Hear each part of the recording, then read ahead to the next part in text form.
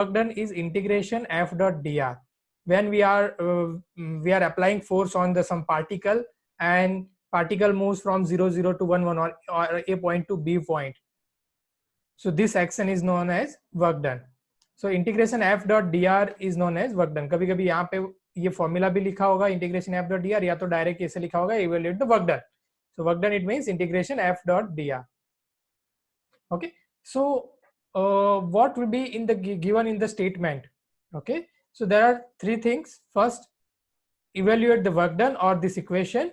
You will be given one vector f or curve, and sometime point is also given. So first we will substitute the value of f and dr, and we will take the dot product of f and dr. Both are vector, right? So what is r? R is a position vector. In two dimensional, in plane it is xi plus yj, and dr is the derivative of r with respect to itself, means dxi plus dyj, इसका derivative कर दिया. Okay, फिर f dot dr करके आप product करो, then you will get some scalar quantity, scalar function मिलेगा, x square dx plus xy dy. Okay, उसका हम इंटीग्रेशन करेंगे. अब इंटीग्रेशन का, अब लाइन इंटीग्रल क्यों यूज करना था? Because we have two variables x and y and only one integration symbol, so we need to convert this function in one variable. अब वन वेरिएबल में कन्वर्ट करना ही पड़ेगा. ओके, तो कैसे कन्वर्ट करेंगे? By use of parametric equation of given curve. So यहाँ पे आपको क्या दिया है? देखिए, पैराबोला दिया है, तो उसका पैरामेट्रिक इक्वेशन हमने यहाँ पे किया था, पैरामेट्रिक इक्वेशन. ओके, तो दो टाइप के इक्वेशन, ये दो तरह से कर सकते हैं. कैसे? या तो फिर आप ये जो है उसको कोई एक वेरिएबल में कन्वर्ट कर दो, या तो टी के फॉर्म में कन्वर्ट कर दो, राइट? आंसर सेम आएगा. ये हमने कर दिया था लास्ट लेक्चर में. नेक्स्ट क्वेश्चन पे जाते हैं. ये भी आई थिंक कर दिया था. F dot D are prove that this 3 pi. Okay, F दिया है आपको. पैरामेट्रिक इक्वेशन कहां से लेंगे? ये जो पोजीशन वेक्टर दिया है उसमें x i y j and z के, तो एक्स वाई जेड मिल जाएगा वहां से. ओके, फिर उसका डेरिवेटिव करो, तो डेरिवेटिव करके dxi, ये जो पूरा डॉट प्रोडक्ट करोगे तो आपको ये स्केलर वैल्यू मिली. Okay, in terms of t. फिर इसका इंटीग्रेशन कर दो. Next question. आई थिंक हमने ये क्वेश्चन, अच्छा ये नहीं किया था, हाँ सर्कुलेशन वाला. 1 मिनट में मैंने क्विकली फटाफट बता दिया था आपको, बट ये पूरा नहीं किया था. फिर यहाँ से शुरुआत करते हैं, right? f is given vector, calculate the circulation. Circulation is nothing but only vector, work done. Circulation कुछ नया नहीं है, बस वर्क डन है. बट जिसमें जो पॉइंट, दो पॉइंट होते हैं, वैसे प्रीवियस क्वेश्चन में जो पॉइंट दिए थे वो point initial and terminal point both are same. So ये क्या सर्कुलेशन क्यों बोलते हैं? क्योंकि पूरा पाथ कंप्लीट होता है, जहां से शुरू हुआ वहां ही उसको स्टॉप होता है, तो उसके कारण this is known as circulation. So circulation है वर्क डन ही है. बस सिंबल आपको ये थोड़ा डिफरेंट सिंबल करना है. जो इंटीग्रेशन का सिंबल है उसमें a to b नहीं लिखेंगे, बट यहाँ पे राउंड करेंगे इसे. ये सर्कुलेशन का सिंबल है, बाकी मेथड सेम है. तो क्या करेंगे? सबसे पहले f जो दिया है वो यहाँ पे रख दो, और dr यानी dxi plus dyj plus dz के दोनों का डॉट प्रोडक्ट करो, तो आपको ये मिलेगा. ओके, जैसे ही ये इक्वेशन मिल गया है, ये फॉर्मूला, तो हर एक क्वेश्चन में यहाँ तक तो करना ही है आपको. फिर आप देखो कि अब वेक्टर क्या, आपको पाथ क्या दिया है. तो यहाँ पे पाथ क्या है? पूरा कंप्लीट तो करना है पाथ, बट कौन सा कर्व यूज करके? तो यहाँ पे सर्कल हैविंग द रेडियस 2, ये आपको पाथ दिया है, और ये क्लोज्ड पाथ है, right? In the x Y plane. In the x Y plane, यहाँ पे स्टेटमेंट में देखो in the x Y plane दिया है. ये एक्चुअली वेक्टर 3 डायमेंशनल में है, बट जो सर्कल है, सर्कल तो 2 डायमेंशनल में है. तो इसीलिए इसके कारण आपको एक ये ऐड करके दिया है एक्स वाई प्लेन, यानी you have to consider z is equal to 0. तो तीनों वेरिएबल हमें मिल गए.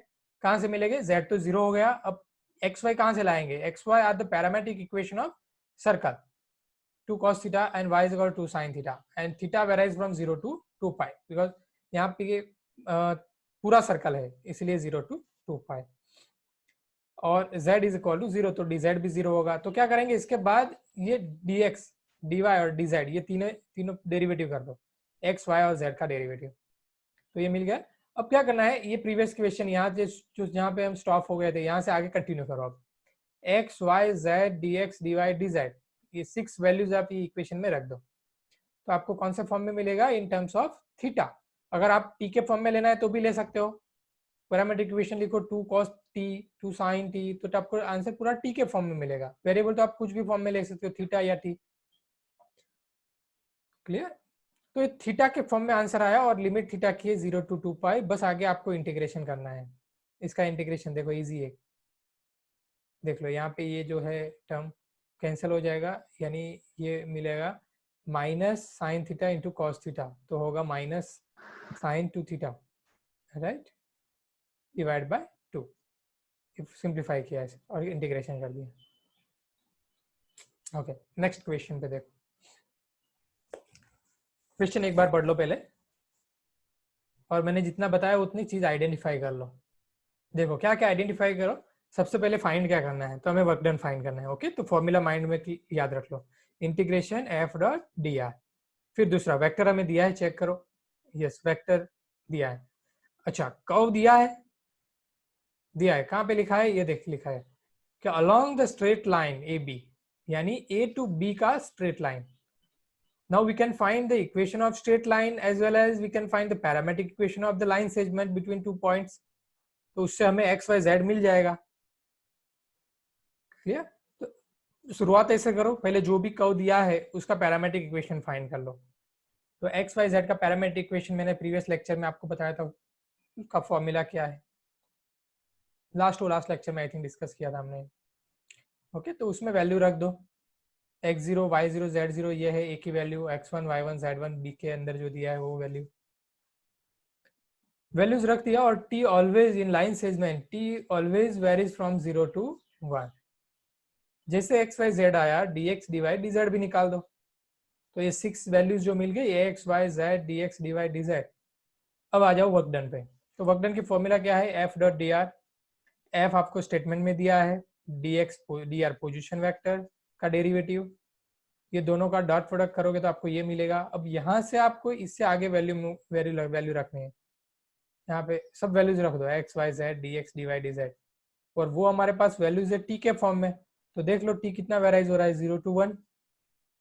टी वेरी कर रहा है 0 to 1। क्लियर? फिर आगे इंटीग्रेशन देख लो। इंटीग्रेशन कुछ डिफिकल्ट नहीं है। 1 प्लस टी स्क्वायर का इंटीग्रेशन किया, 1 प्लस टी क्यूब बाई 3। यहाँ पे टी कैंसिल होके 1 का डेरिवेटिव टी हो गया, यहाँ पे टी स्क्वायर और 1 का टी इंटीग्रेशन कर दिया, 16/3 इज द आंसर। तो ऐसे क्वेश्चन देखो 3 to 5 मार्क्स में आते हैं। तो 3 to 5 मार्क्स में अगर स्मॉल क्वेश्चन है, इतना ज्यादा 2 डायमेंशनल में है और ज्यादा डेरिवेटिव में इतना कॉम्प्लिकेटेड नहीं है, तो वो 3 मार्क्स में आता है। कभी कभी 5 मार्क्स में भी आ जाते हैं, 4 मार्क्स में भी आते हैं, राइट। जितना लेंथी सम है उतना ज्यादा मार्क्स में आएगा। ओके, और ऐसे ऐसे और भी सम्स है, वो करते हैं अब।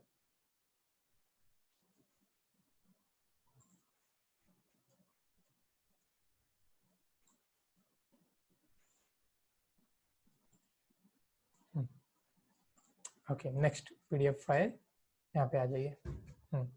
ये क्वेश्चन देख लो, पहले आप क्वेश्चन देख लो, अभी मैं आपको डिस्टर्ब नहीं कर रहा, आप पहले पूरा क्वेश्चन देख लो, समझ लो। पहले क्वेश्चन शुरू करो, आंसर शुरू करो, उससे पहले क्वेश्चन को 2 बार पढ़ो, क्या क्या दिया है उसमें, कैसे सॉल्व करेंगे, कौन सा मेथड यूज करेंगे। अदरवाइज एग्जाम में क्या होता है, आप जल्दबाजी में क्या करते हो, आप सॉल्व आधा कर देते हो, फिर आपको पता चलता है कि नहीं ये मेथड से करना था, उसको ऐसे मत करना। जितना भी मटेरियल्स दिया है क्वेश्चन के स्टेटमेंट में, वो पहले लिख दो, या तो कि ये स्टेटमेंट में दिया है, तो आप क्या रहोगे, फोकस रहोगे, उससे क्लियर रहोगे आपको ये करना है।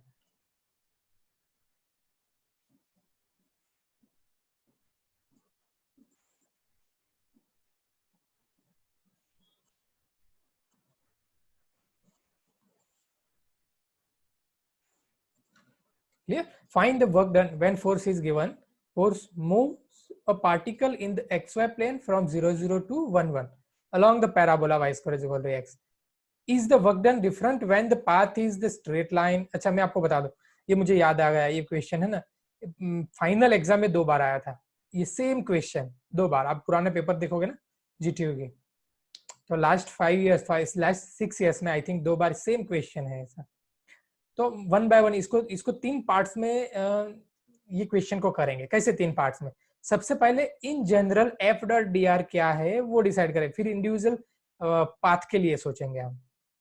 ओके, तो पहले तो आप ये करो, R position vector X I plus Y J, क्यों जेड के क्यों नहीं लिखा, क्योंकि ये 2 डायमेंशनल में, देखो कहीं पे भी आपको के वाला कपाट नहीं दिख रहा है और यहाँ पे भी पॉइंट देखो प्लेन में है सिर्फ, तो डी आर ये होगा, उसके कारण एफ डॉट डी आर क्या होगा, तो डेरिवेटिव कर दो, डेरिवेटिव करके डॉट प्रोडक्ट किया यहाँ पे एफ और डी आर का, एफ और डी आर का डॉट प्रोडक्ट किया, हमें ये वैल्यू मिली, ये इंटीग्रेशन मिला एक्स वाई के फॉर्म में।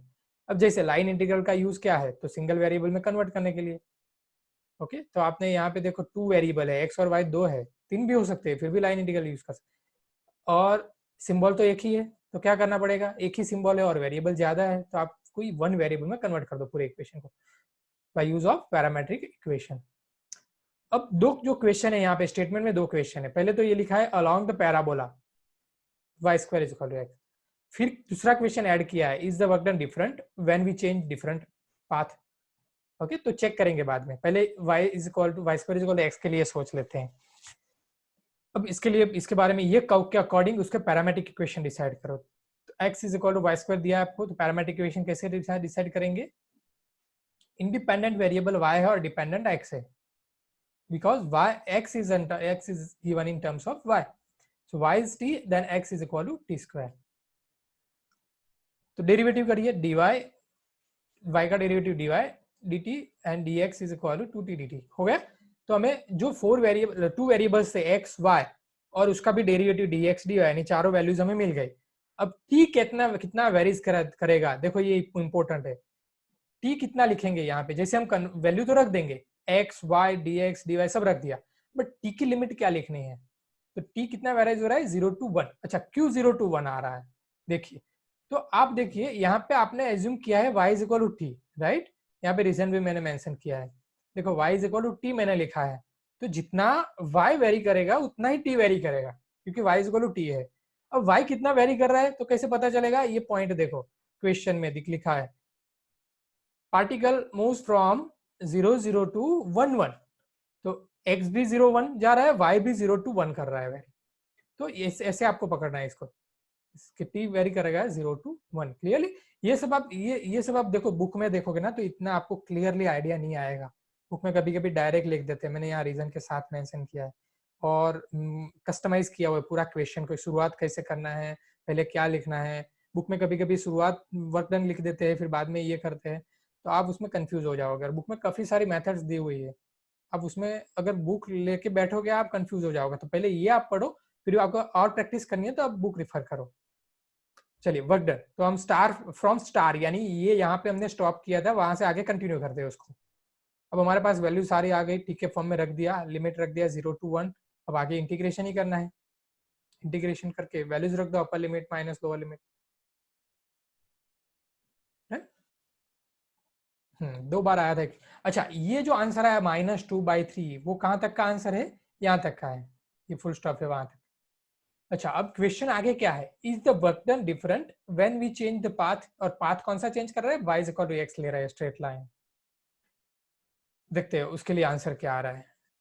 Okay, now we are calculating work done along straight line, y is equal to x, तो y is equal to x का पैरामेट्रिक इक्वेशन क्या हुआ, x is equal to t and y is equal to t,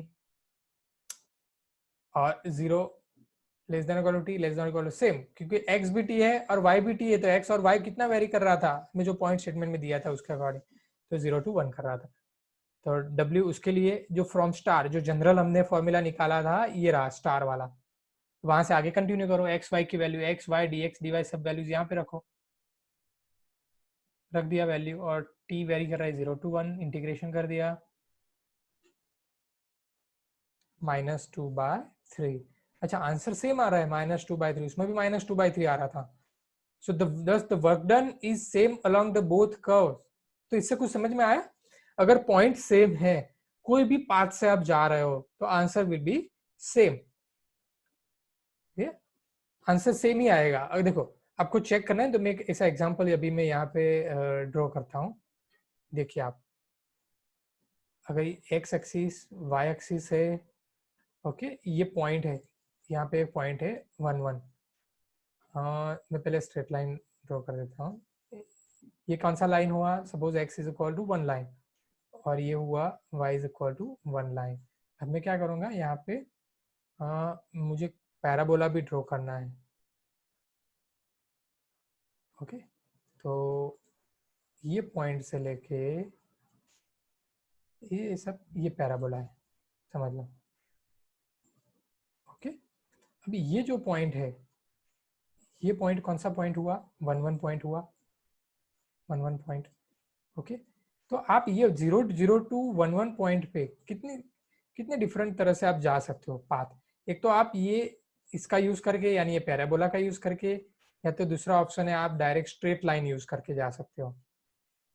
straight line भी है ना, X is equal to Y line, तो X is equal to Y line से भी जा सकते हो। ये भी एक ऑप्शन है। फिर दूसरा ऑप्शन ये नेक्स्ट, ये ऑप्शन भी है, आप पहले ये पॉइंट से ये पॉइंट पे जाओ 1 0 पॉइंट पे, ये 1 0 पॉइंट है, और 1 0 पॉइंट से 1 1 पे जाओ। नेक्स्ट ऑप्शन ये भी है। तो आप 0 0 टू 1 1 पॉइंट पे कितनी तरह से जा सकते हो? अभी जो दिख रहा है वो 4 पाथ मैंने दिखाया। एक direct y equal to x use करके स्ट्रेट लाइन, दूसरा एक ये पैराबोला, अभी भी ये पैराबोला भी है ना, अभी ये पैराबोला भी है, यहाँ पे ये मैं पैराबोला ड्रॉ करूंगा वो भी जाएगा। ओके, तो काफी सारे पाथ है। तो बट अगर फंक्शन आपको वेक्टर सेम दिया है, क्वेश्चन में वेक्टर सेम है, पॉइंट 0 0 टू 1 1 ही जाना है, now you can change any path, कोई भी पाथ से आप जाओ, answer will be remain same. Clear? ये क्वेश्चन का मीनिंग ये है। चलिए आगे कंटिन्यू करते। Now let F is given, in just a minute, क्या कमेंट है मैं देख लेता हूँ। अच्छा, डाउट नहीं है। ओके, यस, क्या कहते हैं हम, अब नेक्स्ट क्वेश्चन पे जाइए। देखो ये सब बहुत इंपॉर्टेंट क्वेश्चन है, आप देखो कोई भी क्वेश्चन पेपर देख लेना, आपको ये क्वेश्चन ऐसा मिलेगा, है ना, इंपॉर्टेंट मेथड है। अच्छा, नंदन को कुछ क्वेरी है, एक मिनट, मैं हैंड रेज कर रहा है, मैं उनको अनम्यूट करता हूँ।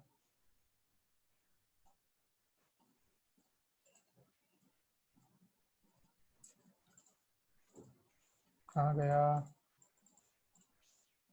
चलो बाद में लास्ट में करेंगे, नंदन लास्ट में। ओके, अभी बीच में नहीं करेंगे। चलिए, let f is given, compute this integration f dot dr along the rectangular curve bounded by the lines y is equal to 0, x is equal to 0, x is equal to 1, y is equal to 2।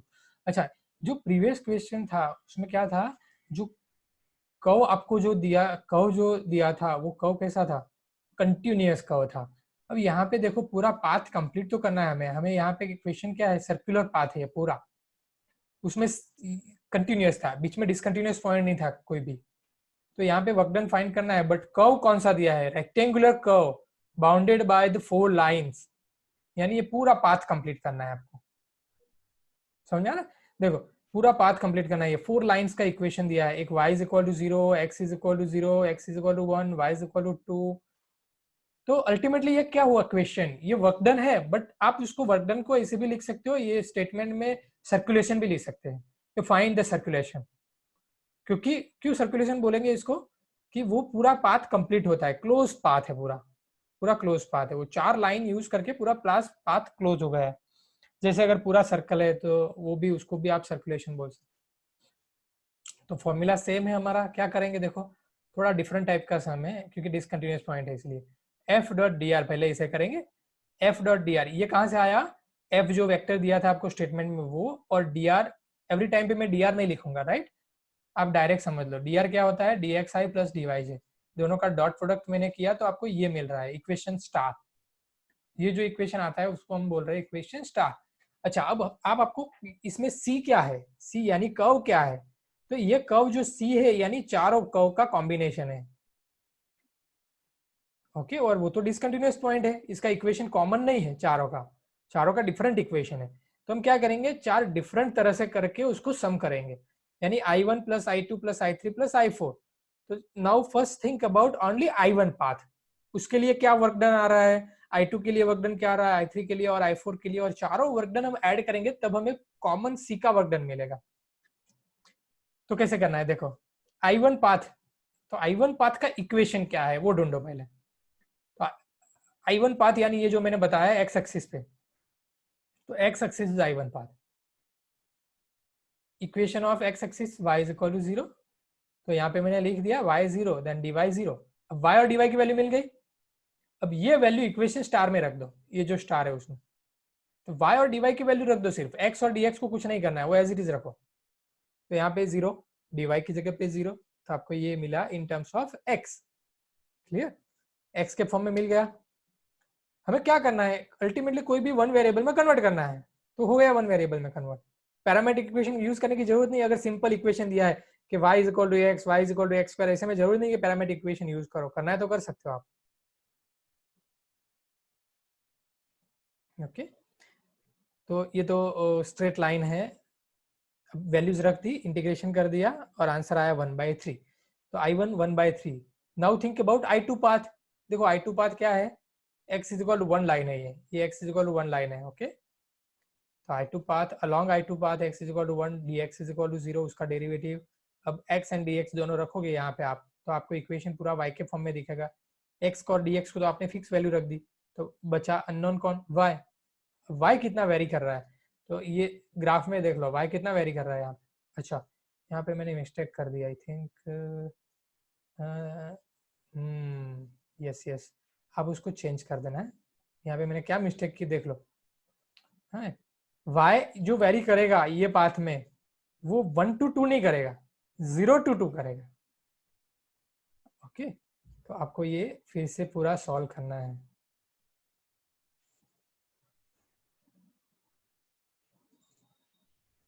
ये आप 0 to 1 लेके I2 path के लिए कर देना, 0 to 2 लेके। Okay, ये पूरा हम्म,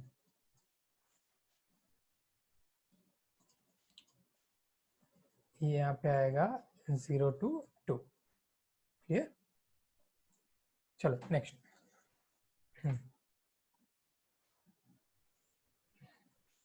अब I3 पाथ के लिए सोचो। I3 path y is equal to 2, I3 path का इक्वेशन क्या है, तो y इज इक्वल टू 2, तो dy क्या होगा 0। और अब देखो इसमें पूरा कन्वर्ट करोगे आप, ये y के फॉर्म में कन्वर्ट, सॉरी x के फॉर्म में कन्वर्ट होगा, क्योंकि y की आप वैल्यू रख रहे हो इक्वेशन स्टार में। तो x में कन्वर्ट हुआ। अब x कितना वेरी कर रहा है वो देखिए, x कितना वेरी कर रहा है यहाँ पे। ये जो आप डायरेक्शन भी इंपॉर्टेंट है, ये डायरेक्शन इंपॉर्टेंट है, कहाँ से कहाँ जा रहा है, 1 to 2, 0 to जा रहा है। और उसमें x कितना वेरी, जहां से शुरू किया वहां पे x क्या था 1, और एंड किया वहां पे x क्या था 0। तो क्या लिखोगे आप, लोअर लिमिट 1 लिखोगे और अपर लिमिट 0 लिखोगे। क्लियर, 1 to 0, 0 to 1 मत लिखना, क्योंकि पूरा पाथ कंप्लीट करना है, तो डायरेक्शन भी इंपॉर्टेंट है। ओके, फिर इंटीग्रेशन कर दिया। I4 पाथ, I4 पाथ का इक्वेशन क्या है, y एक्सिस है I4 पाथ, तो x इज इक्वल टू 0, तो dx 0, x dx और dx की वैल्यू रखो तो इक्वेशन y में मिलेगा। और ये इंपॉर्टेंट है कि y कितना वेरी करेगा। देखो y कितना वेरी करेगा, पहले y कितना था ये पॉइंट पे, यहाँ से I4 पाथ यानी यहाँ से यहाँ है ना, तो 2 to 0, तो लोअर लिमिट में 2 लिखना है, 2 to 0 इसे लिखते हैं, 0 to 2 नहीं। फिर इंटीग्रेशन। अब जैसे ये चारों पाथ आए, I1 I2 I3 I4, चारों को ऐड कर दो, तब जाके हमें पूरा सर्कल कंप्लीट यानी पूरा रेक्टेंगुलर पार्ट कंप्लीट होगा। ओके, ये करेक्शन आप कर देना, 0 7 to 2 नहीं आएगा, -15/6 आंसर नहीं होगा, आंसर कुछ और होगा, ये आप चेंज कर देना। बाकी तीनों सही है, सिर्फ I2 के लिए। ओके, नेक्स्ट क्वेश्चन देख लो, मैं आपको 1 मिनट का टाइम दे रहा हूँ।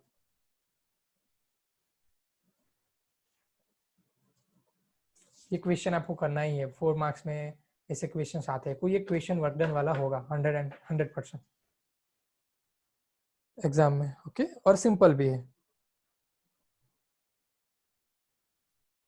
क्योंकि ये चैप्टर में से 18 मार्क्स का वेटेज लेना है। चैप्टर छोटा है और 18 मार्क्स का वेटेज लेना है, तो ऑब्वियसली उसके एटलीस्ट 4 सम्स तो होंगे, 4 to 5 सम्स। ओके, तो इसमें मुझे लगता है ये मेथड होना चाहिए।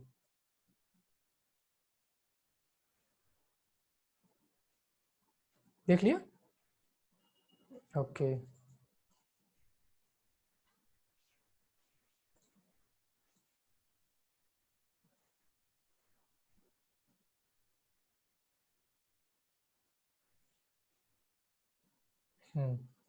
अच्छा, लास्ट सम में किसी ने कैलकुलेट कर लिया, वो बोल रहा है कि 0 आ रहा है, आ सकता है 0। ओके, नाउ नेक्स्ट क्वेश्चन,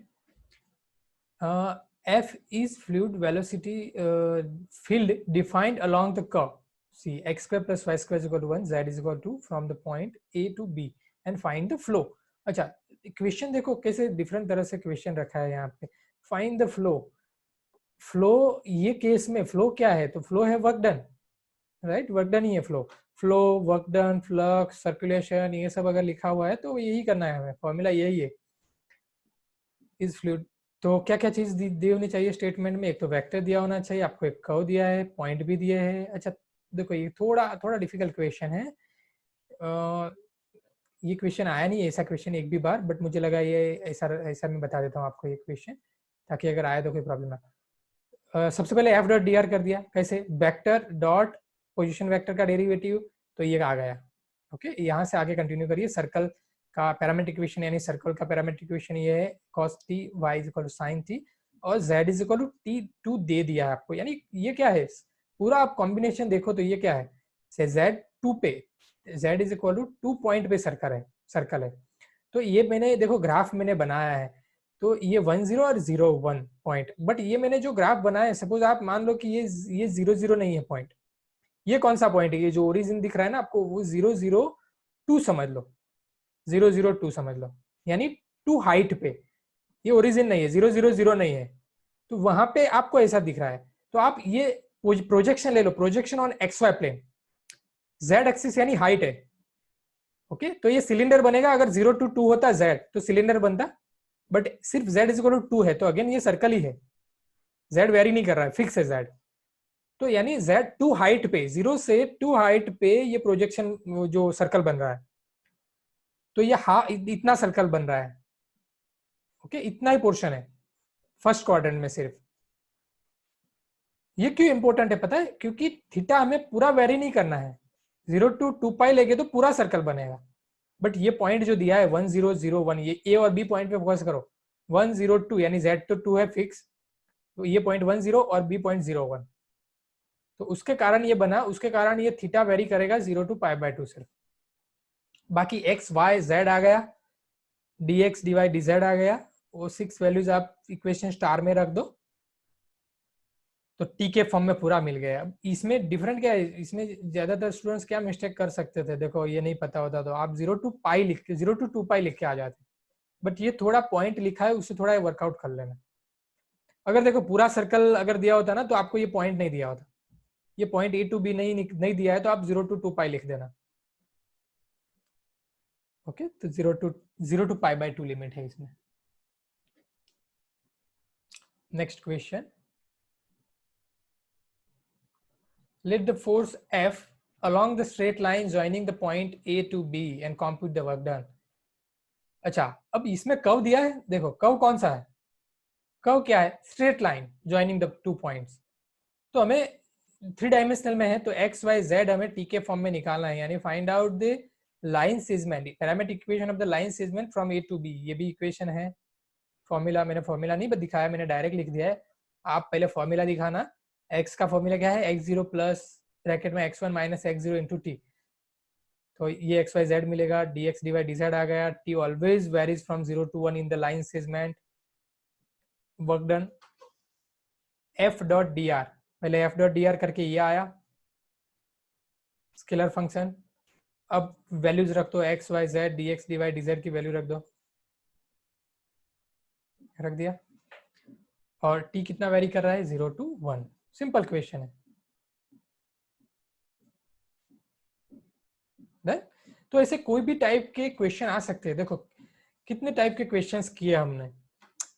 पहले तो क्वेश्चन के अंदर फाइंड या तो प्रूव दैट, या तो ऐसा कुछ, find the work done, find the circulation, find the flux, find the flow, ऐसे क्वेश्चन। अब क्वेश्चन में कितने टाइप का कर्व्स देते हैं आपको, या तो आपको सर्कल दिया होगा, या तो स्ट्रेट लाइन, या तो पैराबोला, ओके, या तो पैराबोला कोई भी टाइप का, x in terms of y, y in terms of x, कोई भी इलिप्स दिया हो सकता है, स्क्वायर स्क्वायर पार्ट में क्या होगा, तो आपको पाथ थ्रू जाना पड़ेगा। ये सब अगर मैंने पहले जो बताया, लाइन है, पैराबोला है, सर्कल है, इलिप्स है, तो इसका तो पैरामेट्रिक इक्वेशन है, राइट। अगर आपको स्क्वायर या तो रेक्टेंगुलर पार्ट दिया है या तो ऐसा कोई है, सपोज ऐसा भी दे सकते हैं कि इंटरसेक्शन मीन्स के कर्व ऐसा है कि दो जो पार्ट रीजन जो है वो दो पैराबोला का इंटरसेक्शन, यानी y is equal to x square and x is equal to y square. तो भी देखो आप कैसा कर्व बनता है। ओके, तो ऐसा भी हो सकता है। तो उसमें दो पाथ हो गए, जिसमें एक से ज्यादा पाथ है, कंटिन्यूअस कर्व नहीं है, पूरा कर्व कंटिन्यूअस नहीं है, डिसकंटिन्यूअस है कहीं कहीं पॉइंट बीच में। तो आप क्या करो, वो डिसकंटिन्यूअस पॉइंट से उसको डिवाइड कर दो। जैसे हमने ये क्वेश्चन किया I1 plus I2 plus I3 plus I4, 4 path में रेक्टेंगुलर वाला किया, तो ऐसे क्वेश्चंस भी हो सकते हैं। क्लियर? तो आपको क्या करना है, पैरामेट्रिक इक्वेशन फाइंड करो, एक्स वाई जेड जितने भी वेरिएबल से पैरामेट्रिक इक्वेशन फाइंड करके वो जो इक्वेशन स्टार हम फाइंड करते हैं एफ डॉट डी आर करके, उसमें वैल्यूज रख दो और उसका आगे इंटीग्रेशन कर दो। तो पक्का ये एक क्वेश्चन पक्का आएगा। ये आप क्या करो, जितने भी क्वेश्चन ये दो पीडीएफ में है, मैं ये कैलकुलस 3 नंबर वाला पीडीएफ में आज सेंड कर देता हूँ। तो जितने भी क्वेश्चन है, आई थिंक 6 to 7 क्वेश्चन है, तो सारे क्वेश्चन एक बार रिफर करो और फिर ट्यूटोरियल अगर सर ने आपको दिया है, मितेश सर ने, तो ट्यूटोरियल आज ही कंप्लीट कर दो। ओके, और सबमिट कर दो, तो ये प्रैक्टिस हो जाएगी आपकी। नेक्स्ट लेक्चर में हम करेंगे, क्या टॉपिक है नेक्स्ट लेक्चर में, लाइन इंटीग्रल का ही टॉपिक है, थोड़ा एडवांस टाइप के एग्जांपल्स है उसमें। ओके, वो हम करेंगे। अच्छा चलो, मैं आपको अब अनम्यूट कर रहा हूँ।